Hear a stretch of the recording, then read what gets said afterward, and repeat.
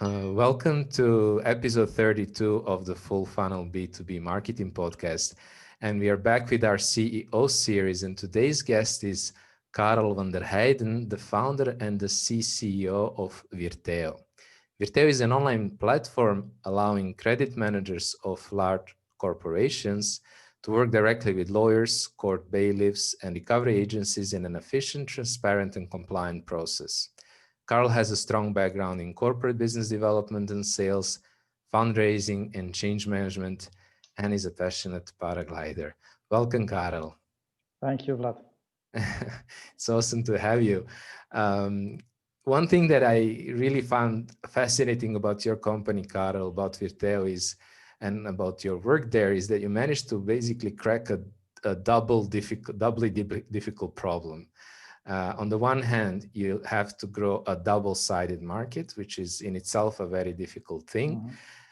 And one part of that market are corporate clients, and closing corporate clients has its own challenges, of course. So I wonder what came first for you, chicken or the egg? What I mean is, how did you start and how the role of marketing and business development evolved over the years? Okay, well, I think actually the egg was first in the evolution of life, but it was not a chicken egg, I think. But anyway, as you mentioned, we have a double-sided market with corporates on one side and service providers on the other side, and we are in the middle as a facilitating platform, and we get paid by the service provider side. So from our perspective, we wanted to target corporates and to advocate the use of VIRTEO with them. But in order to convince them, we needed at least some service providers in our community. So we needed to tackle one side first. So we actually started to target service providers, being lawyers and court bailiffs and so on. And we targeted first the ones that we thought that were innovators and that wanted to buy in on a possible future success of VIRTEO. And also some service providers that were looking for solutions to get more clients, and they thought that VIRTEO might help them to get more customers. And also, to be honest, we also worked with what we could call conditional commitments from the service provider side. So that means that we explain them the concept to them, and they will say, yeah, well, we will work with you if a customer, so a corporate, asks for that. So then we said, well, so we can mention you at the corporate side that you agree to work with us if they ask it. Yes, you can. And so that allowed us to create some kind of footprint on the service provider side, even if partially conditional. But it allowed us to have enough to have a story that we could tell to corporates. So then we started to target corporates with that story. And once we could get a couple of them convinced, that was enough to get the ball rolling. So we had a couple of corporates that allowed us in turn to convince even more of these early adopter service providers, which in turn helped us to get the story stronger on the corporate side. So it was really a balancing act, first trying to convince a couple of service providers and then use that to make some wins on the other side and use that again on the opposite side. And throughout that evolution, as you went from, let's say, convincing the first partners, and you had to probably do a lot of those things like one-on-one, how did the role of marketing and business development evolve? Like, how did you see it evolve over time? In the beginning, it was really a startup approach. So in the beginning, it was a very individualized approach, and as we evolved, we spent much more time to creating content and to be a thought leader in the activity where we were working. So, but that only came when we were evolving from startup to scale-up level. Okay, makes sense. And you mentioned one word, balance. Mm-hmm. And, with having the two sides, and I wonder what the balance reflects and how that balance reflects in your team. What, in your opinion, would be an ideal team structure for growing a double-sided market like VIRTEO, where one side is the corporate clients and the other, like you have the service providers? Yeah, correct. So that double-sided market with corporates on one side and entrepreneurs, actually smaller B2B companies on the other side, that structure needs to reflect in our team. So we need people that are able to talk to entrepreneurs, actually, like lawyers and court bailiffs. These are really these are individuals with their own small company. And we need people that are able to talk to those kind of people. But we also need people that are able to talk to a C-level executive from a large corporate, or to inspire on some kind of fintech event or seminar, and to convince corporate and also investors. And our team reflects that diversity. We do have people with financial or legal backgrounds, and we also have people that used to have their feet on the floor and manage debt collection files at a lawyer or bailiff office. So that diversity is really reflected in our team. Okay, makes a lot of sense. And I remember that during our previous chat, you mentioned what you called individualized campaigns, and that worked really well for you for enterprise clients. Could you maybe for our listeners just describe your process there? Like, how did you approach them, and what does that mean for you, these individual campaigns? Yeah, I think that question came actually in the context of how we deal with the COVID-19 impact on our sales processes, because before that, a good part of our leads came from events and seminars like fintech or legal tech events, where we presented ourselves and we networked. That of course is now very difficult. Events are cancelled or they shift to an online format, which is not quite the same from a networking perspective. And many other companies reacted to that problem by increasing, we believe, by increasing their outbound marketing efforts. And the feeling that we have is that people really now are spammed to that by these increased efforts. So everybody's turning to that. And that just didn't seem effective for us to go that way. So instead, we chose for a very quite old-fashioned approach, which is to invest in individualizing very much our approach. That means that we choose very carefully what company and what person we want to target. We do as much background research as we possibly can, and we try to find connections with that person and with the situation they might be in. And that, if we do that work well, that results in a very to the point approach. So like I can send an email or a call and saying, "Hi John, I'm Karel, and I'm the founder of VIRTEO, and I'm calling you because I learned that you are dealing with unpaid claims in this or that way, and that got my attention because we did a project with one of your peers in your sector that were applying a similar approach, and with our help they increased their recovery result by that much percent, and they had 50% less legal procedures. So I thought, well, that might also work for you." And I asked around, and maybe, I don't know, Jeff, some other relation that I have pointed me to you. So can we talk for half an hour about this? So a very individualized approach and really pinpointing the person that we need and trying to approach that person with a very tangible proposal. Makes a lot of sense. Yeah, it's an old-fashioned way of working, quite labor-intensive in preparation, but for us now it works great. I think you're underestimating what you're doing, and there are a lot of talks nowadays about account-based marketing, etc. I think you nailed the approach 100%. Like you said, like focusing on a very narrow target, researching the accounts, approaching them in a personal level, in the individualized way. I think you're doing an awesome job. And what do you think, or what did you experience at, let's say, some of the pitfalls or challenges? If somebody else would like to try to follow that approach, what should they be careful about?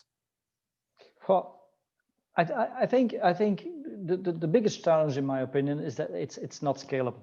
It's very difficult to scale because it's just because it's so labor intensive.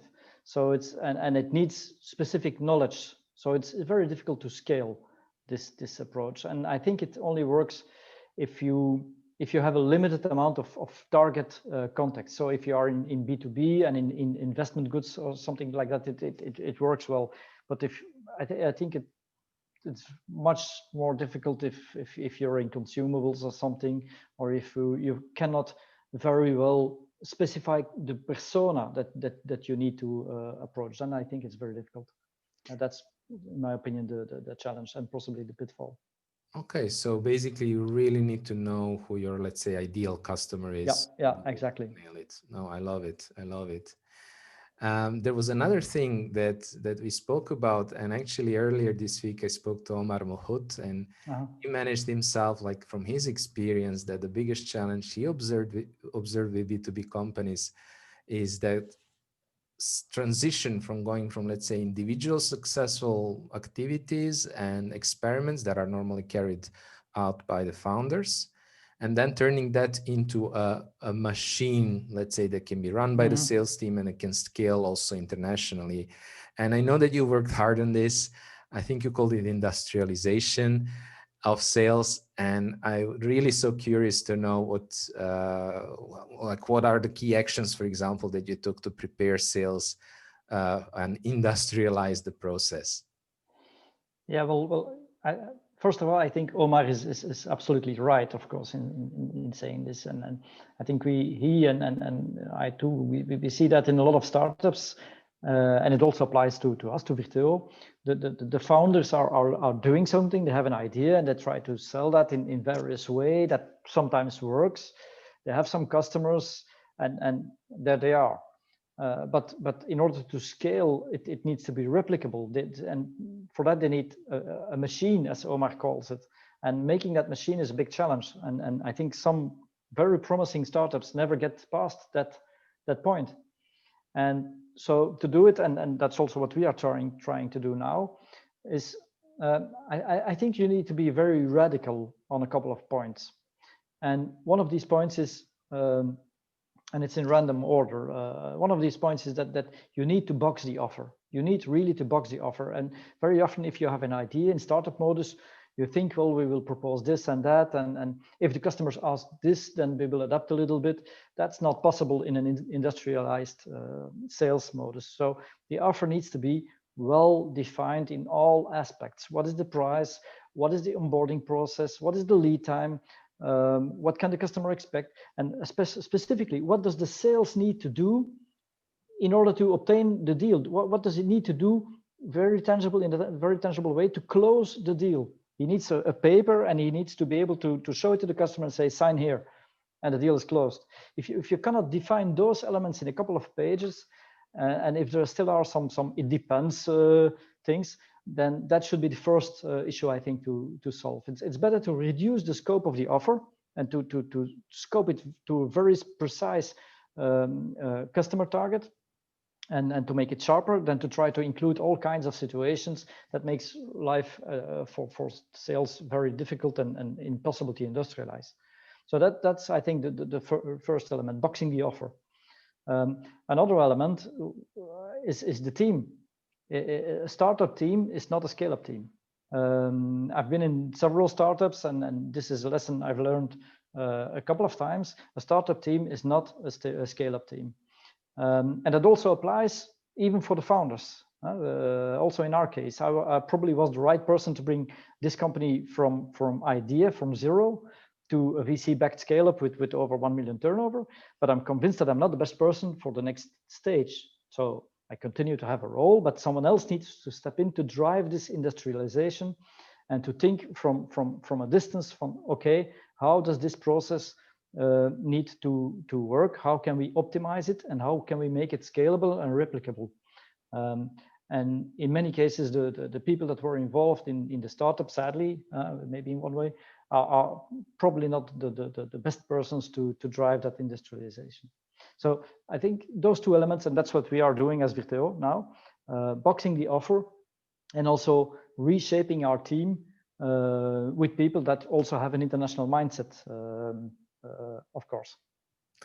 But I find this very interesting what you said. You said basically you need to focus on two sides. You need to focus your target and you need to focus your offer. And what I see in a lot of scale-ups and startups, I see that a lot of people have difficulty because it feels like you're losing out because you're making choices. It feels like you're missing out on your opportunities. So what would you say to them? it also always feels like losing. Choosing feels like losing, but actually it is not. If you don't focus, you lose a huge amount of energy to things that don't really matter. You need really to focus on getting a sharply defined product and a sharply defined target customer audience, and then you will find that this is the most effective way.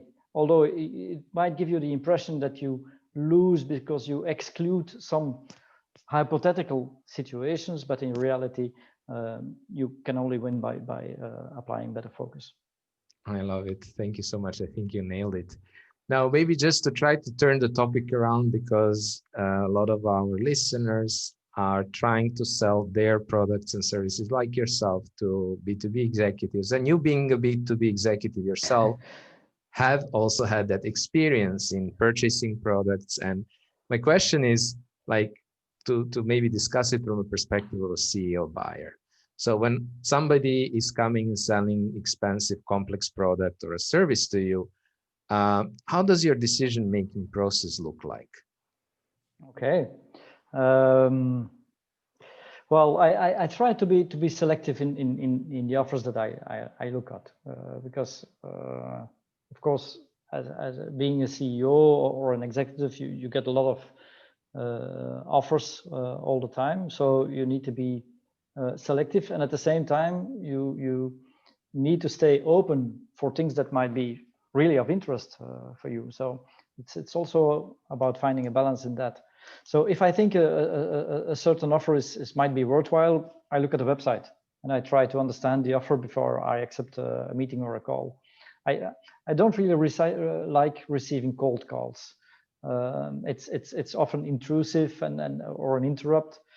It does not mean it never works. Also with me, sometimes it works if you get me on a good moment. It might work, but personally, I prefer a short email with clear and tangible information. And then if it's an offer that interests me, I will reach out and I will check the website and I will contact the sales guy to get more information. And then, also what I do is I very often I ask around. I use my network actually. If it's an important decision and it's maybe, I don't know, a website builder or a growth hacker or something, I will try to talk to people that have worked with these same people and ask them about their experience. Mm-hmm, mm-hmm. And what are some of the things, let's say, that you find important, some criteria that you look for in a vendor?